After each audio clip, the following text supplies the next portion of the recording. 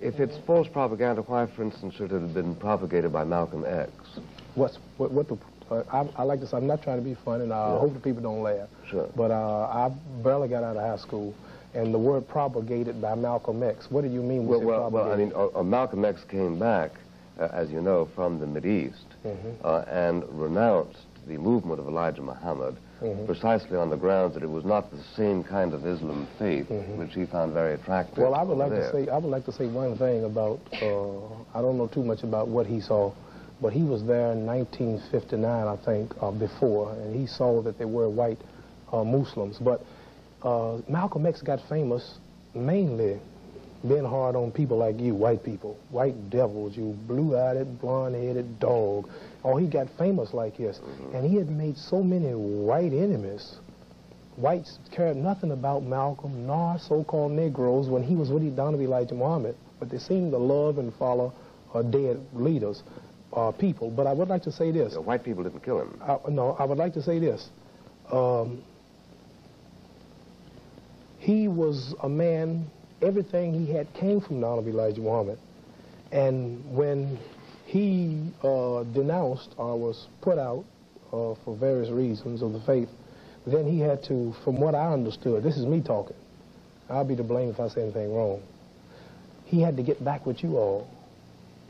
And he, in other words, he seemed to be apologizing for things that he had said because the protection of Allah and the Muslims were not with him. But I would like to say that we are... You think that he tried to make himself pleasing to the white community because he had antagonized This is Elijah me Muhammad? talking. This is not antagonize him, but antagonize you. No, but you say that... I would like to say that whites jumped right behind him. They're making a book about him. There's required reading in all colleges now, and they're making a movie about him and projecting him as the leader. And if you read his book and see the movie that's coming out, it'll make you hate Elijah Muhammad and the Muslims. Mainly, this is done to turn the black people against the real leader. And I like to say that this is the way white people rule. This is your history, divide and conquer. See, the first whites, your fathers, when they came over, they choked co-chiefs that running bulls, stole his horses. Then after they got through fighting, and they came in and took over. And whites have always put one against another. And now they have a dead man who was nothing but and he admitted himself, Malcolm, was a tramp, had white women selling the body for him. He was nothing until the Honorable Elijah Muhammad made him great. Made him great. Taught him, even his name, X, come from Elijah. He gave him his name. The Honorable Elijah Muhammad was an established leader before he was born. Now you seem to try to make it look like he was a leader and he was powerful. Everything I have. Let me say one thing. I barely got out of school. I got out of school mainly because I was a champion. I actually didn't pass. I won't name the teachers that put me through. But you are a wise man. You're an intelligent man. And if I was not a Muslim or follow the Honorable Elijah Muhammad, I couldn't talk to you for 2 minutes. And I believe I can hold my own as an intelligent conversation with you. But it all comes from the Honorable Elijah Muhammad. But people praise me. Oh, you should be the leader. Well, you don't have to follow Elijah. Man, are you a fool? Everything I got come from him. He taught me who I was. He made me proud. He made me fearless. He made me love my own. I've turned down millions to keep from selling out my people. The beautiful name Muhammad Ali. I now have 56 Muslim invitations by governments. All they ask me about when I go to those countries, how is Elijah Muhammad? White people, twice a day, 65 and 70, their bus stop in front of Elijah Muhammad's house, hoping to get a glimpse of him. And you cannot destroy me like you have other big ministers of his in the past by telling us, oh, you speak good, you should be the leader. See, this is to get me thinking that I'm smart. And as soon as I leave Elijah, you can get me. But as long as I stay with Donovan Elijah Muhammad, I'm safe. And if Malcolm X had stayed with the man that made him great, taught him everything he knew, today he'd been big, big, big. But as soon as, in other words, how can I come to your son and say you are wrong for spanking him when you fed him, you clothed him, you gave him his name, you birthed him in the world? Who am I to come in and be the judge and say, why did you spank that boy? You taught him. You have a right to spank him. And Malcolm X did some things. He said something about Kennedy that he shouldn't have said. 130 whites died tragically on a jet. He praised it. And Honorable Elijah Muhammad is not the kind of man to ordain it. So he had to spank him. And after you white people had told him how good he talked, he should be the leader, he couldn't take the spanking. He had to run out and start him a movement, and that's when you destroyed him. You understand? See? So I would say whites destroyed Malcolm X. I understand what you say. I understand what you say, and I don't doubt either the sincerity or the eloquence of your tribute to Elijah Muhammad, but I do think that assuming that we are prepared to question the divinity of Elijah Muhammad, then one has to assume that somebody like Malcolm X, when he turned against him, might have been doing so for honest, sincere reasons. That is to say, he might have thought, well, I've been following this man for a number of years, but all of a sudden, I have reached a level of understanding which permits me to see that he's pretty human after all, and that beyond a certain point, he doesn't have anything to teach me. He should have always known that he was human, and not having nothing to teach him. Some people treat him as though he were divine, you know. Yeah, well, the way they did Father Divine would be another example. And we don't talk about dead people. They're dead and they're gone. Who's dead? Malcolm X is dead. Oh, yes. And we follow the Honorable Elijah Muhammad, who is the boss. And we'd rather not to stay here on the show and waste a lot of time arguing about a dead black man when whites are our common enemies.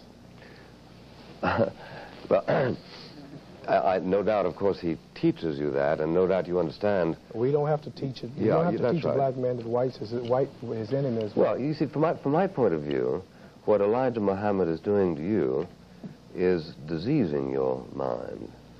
You sit and tell me that we white people like to divide and conquer. You do. I grew up as a white child. I heard much more talk against Democrats than I did against black people. And I grant there's a lot of division in the sense that Republicans are divided. Democrats and Republicans don't lynch each other and castrate each other and burn each other and tar and feather each other and rape and slave for 400 years. Now, wait a minute. This is...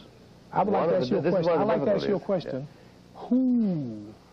22 million black people in America, who would you say our everyday common enemy is? What other country or what nationality?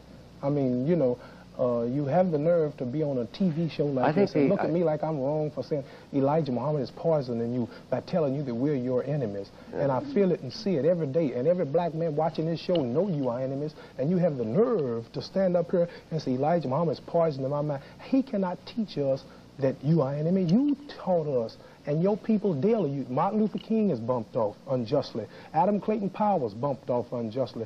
They took my title unjustly. They killed Medgar Evers unjustly. All the integrators who love white folks was unjustly kicked out of Washington. They've been deprived of education and poverty throughout the country. They just came back from Vietnam, 12 boys in Chicago, and they sat on the television and they told how white soldiers are teaching Viet Congs to hate them. They fly rebel communist flags, and they doing everything that they can to them right there in Vietnam. Now you're going to tell me that Elijah Muhammad and trying to make the public think that he's poisoning me by teaching us the truth. Here's his latest newspaper. Now wait a minute. Here's his latest. Don't hold it now. Here's his latest newspaper. Muhammad Speaks. Now it's full of truth. You can get the paper in every city. You can buy Muhammad Speaks. And if this, I mean, you're a wise man, but I don't think you're too much wiser than the ones who run the country in the White House. Much wiser. No.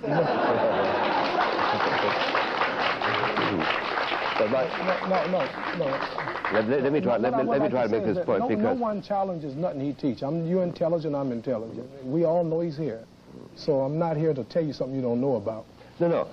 I'm simply telling you that you believe something which I happen to know isn't true. Now hold it. See, what is it that I believe? You believe it's not true. You believe that the entire white community is your enemy. I happen to know it's not your enemy. I doubt if there's anybody in this room who is your enemy. I'll tell you what. But I do believe that just as Hitler persuaded all the Germans to believe that all of the Jews were their enemy, that the people are engaged in spreading this kind of virulence, and that some very, very sincere people get caught up in it. You're an example of it. And under the circumstances, you end up doing a disservice to the cause that you really want to serve. Would you say Martin Luther King doing a disservice?